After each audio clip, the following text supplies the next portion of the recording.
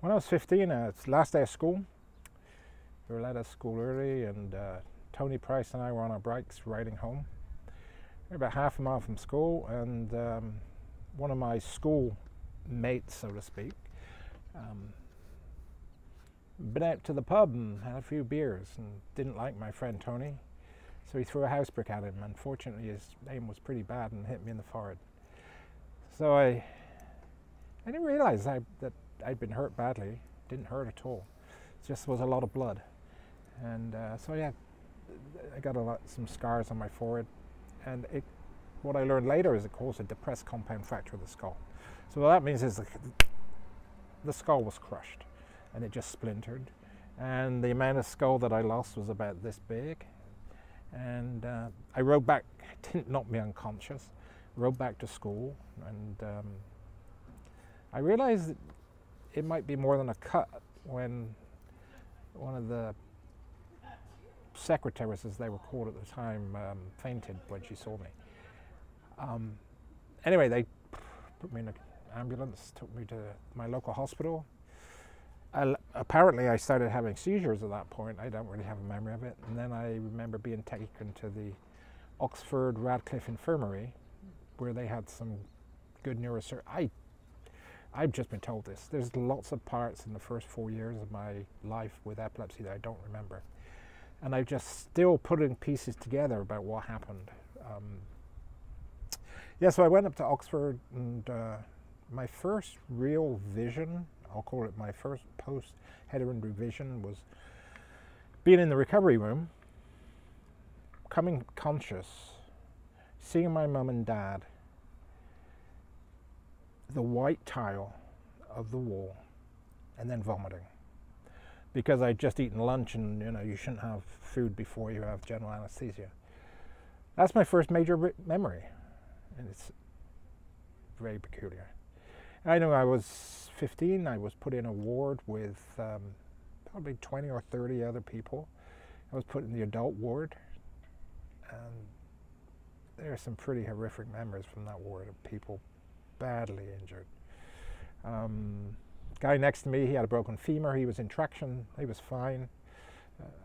There was a person across the ward from me who was missing half his head. He'd had a serious brain injury. There were pictures in my mind from that period I'll never forget. And something I always remember was how lucky I felt. How lucky I felt. It's like, I got an injury, I'm fine. I had no idea the severity of the injury. During that, I was a week in Oxford, then I was a week, they took me back to my hometown Swindon. I was then in hospital there a week. I got back home, and I wouldn't let anything stop me. I feel sorry for my parents. In later life, I actually apologized to them that what I must have put them through, because I can be pretty headstrong. Probably an important reason I've been successful in some things. When I want to do something, I am going to do it, and I find a way of making it happen. So I had no skull. I went for a year with no skull on my forehead. So you could see this depression, and there's an artery behind there. You see it beating. And it was a year later I had a Vitalium mesh plate implanted, so the bone would grow back onto it. So I had to go a year, which I knew that was serious, and I had to be very careful, but I wanted to do things. So in the summer in England, we play cricket, and I wanted to play cricket. Oh my goodness, my poor parents. But I found a way of doing it, and it was really great. My friends were really supportive. They wanted me to play with them, and because I had previously done whitewater kayaking, we used to use like ice hockey helmets in case we capsized onto a rock. So we figured out if I wore this ice hockey helmet, it would cover where the skull was missing. I could play cricket. And I talked to my friends, and much like in baseball, you have bowlers who different speed bowls. There's slow and there's fast. We had no fast bowling when I was batting. And I played cricket. It was great. Didn't think anything of it. Wow, little. But what we did and I didn't really realize this until we set the Sail For Epilepsy program running. We did what the One More Step challenge is about. We identified something that I could do to live a fuller life with epilepsy. And we put guardrails in place. I wore a helmet and we didn't have fastballs. And I talked to my friends about it. And one thing in retrospect, I should have spoken more when I was younger to my friends. I think it would have helped more, although they were generally very supportive. So I went from 15 until my first year in university, when I was 18, 19, periodically having seizures. As I said a little while ago, I don't have a lot of memory of those events. And it's only recently, as I've been going over what happened for this program, that I've been talking to my family, and they've told me things I have no idea about. And it is so weird thinking that my brain has no memory of such important events.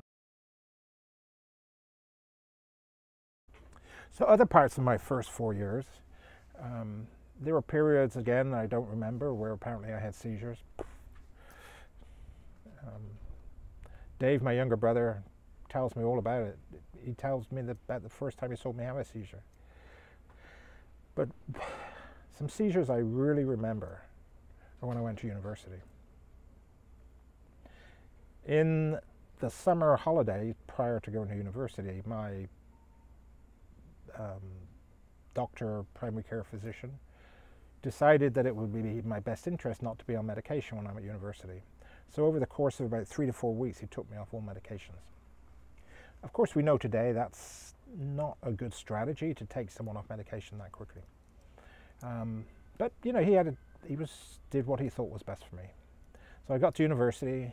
On the first day, I was in a hall of residence / dormitory, and we had an evening event sort of in the hallway and in the parlor at the end for people to get to know one another. Well, Phil had a seizure. I certainly gave an introduction of myself to everybody. Maybe a good thing about it, though, was I didn't have to consider whether I was going to tell people I had epilepsy. It was out there. I had this tonic-clonic seizure, and I can remember how it began. Of course, I don't have consciousness during the event. My next memory is the next day. And the next day is something that another one of those lived with me forever. Was my roommate Charlie put his arm around me. He had no idea what epilepsy was, and he said, "Phil, what can I do to help you?" And those were the most amazing. Sail For Epilepsy is a project. I had even called it like a lifetime project, where now I'm at a stable time in life. I want to give back to the epilepsy community and do it through sailing. And I have a passion for sailing, and what I want to do is with Sail For Epilepsy, try to inspire people with epilepsy to do a little more in their lives so they can live fuller lives. Educate people. Most people don't know what happens if somebody has a seizure on the sidewalk. What do you do? They have a lot of knowledge about what not to do, but they think that's what you should do.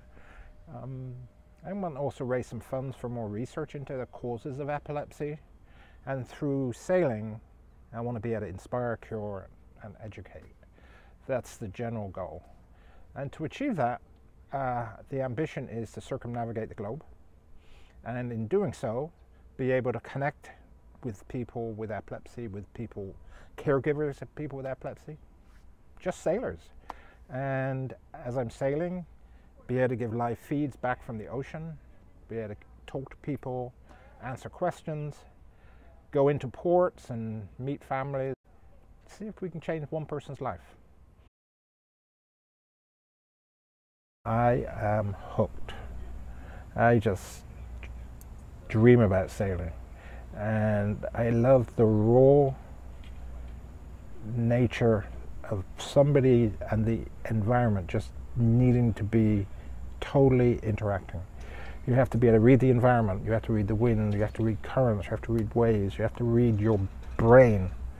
How tired are you? Are you making good decisions? It's It's an amazing experience. Sometimes when I go on long sails, I get maybe 3 or 4 days into a sail and say, oh my goodness, I'm never doing this again. This is crazy. Why am I out here? It's just this fleeting moment. And it normally means I need to sleep.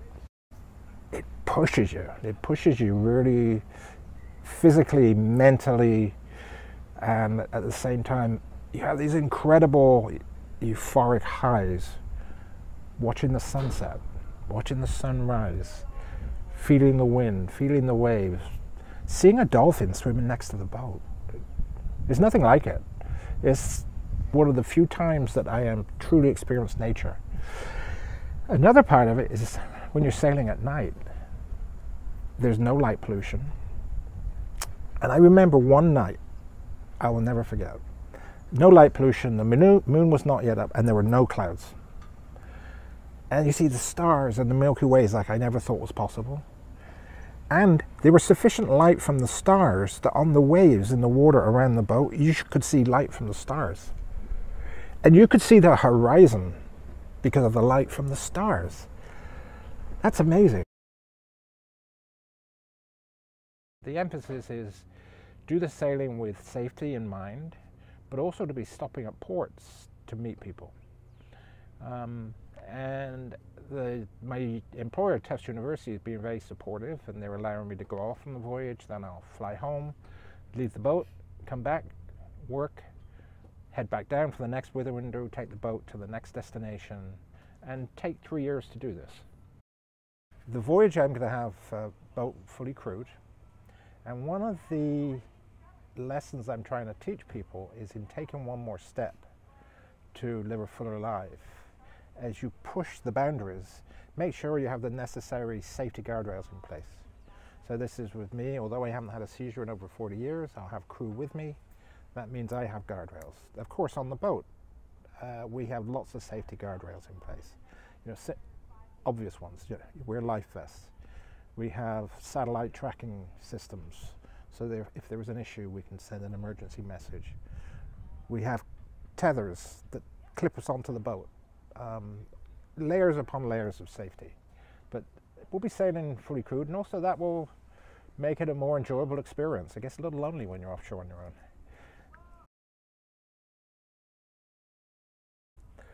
So Sail for Epilepsy started officially at the end of 2019, and we have several year lead up to the beginning of the circumnavigation. And the reason for that is, out of the gate we want impact. Out of the gate we want to start to get people following us so that there are more people aware of what we're doing, so when we do the circumnavigation we're able to really affect many people. So in this early period, where we've really only been running for several months in December 2020, I would say we've already had massive impact. People's lives have been affected in a very positive way. And there's this sense of camaraderie amongst the community where everyone's pulling for one another, and we're all trying to move everyone forward. We got this following. It's really exciting. And now our goal is, let's broaden it. And so we're trying to connect to other groups in the United States, other epilepsy support groups across the world. And so, you know, every time we can bring somebody else on board, they can hear what we're doing, why we're doing it. Let's help them live a fuller life. And if we even make them or their caregiver think, is there something else I could do? That in its own right is a huge step. So we developed something in the program that we call the One More Step campaign or challenge. And we're challenging people. Take an extra step. And on our website we have something called Shipmates, and we have a page that has the globe, and you can sign up and say, you know, you can be anonymous, or you can put your name, you can put your city, you can say how are you going to take one more step, and then pin your location on the map. And so what we're trying to do is see how many countries and people we can get to come on and be shipmates, virtual shipmates in our journey. And then our goal is, as we're doing the journey, we'll connect with them. And we want, though they won't be sailing with us, they will virtually be with us, and we'll be updating them what's happening. You know, there'll be days sailing's challenging, and there might be just 2-sentence emails coming out from me. You'll probably see my highs and lows as fatigue and so on. But that's part of it. Sometimes you have good days, sometimes you have bad days. And I want all of the shipmates to be on the voyage virtually with me. Well, sailing to Bermuda, I'd like to highlight one of our virtual shipmates. This is Eddie from Lincolnshire in the United Kingdom. Eddie has now had a seizure for 2 years now, and he's sailing in Scotland this summer with his parents. Other things that will have to happen for that voyage are, believe it or not, I'm in the gym too many days a week, or maybe not enough days a week. We're really working on, I have real challenges with mobility in my joints. We're working on getting more mobile, getting stronger, so that when you're sailing, there's no anchoring at night. Fatigue sets in, so I'm really preparing myself for that for next year. Say there are a few key things we're doing, and we're really actively doing them now. Number one is, how do we communicate with you when we're 1,000 miles from the ocean? The new 5G networks don't work. How do we do it where we can send videos at a speed that you can actually receive? So we're now actively researching various satellite communication systems, and those satellite communication systems will allow us to send videos that will be able to show you what's happening in the ocean. We'll be able to show you the dolphins. We'll be able to show you the waves crashing over the boat, how we're eating food, all the just the normal things with sailing, although they're not normal to everyone. So that's a key. Communications. A second important thing in preparation for the voyage is building an international network. This comes back to something I said the other time. If you see our posts, share them. You'd be amazed how one person sharing affects 20 people. Tell them to share. We want to try and develop more of those networks. Those people are then voices for us to the local community, so that when we arrive in a port, we'll have people who know we're coming. They'll actually be tracking us coming towards the port, and then we can get together and talk about what have the challenges of epilepsy been during our lifetime. How have I overcome them? What are their challenges? So we can have conversations.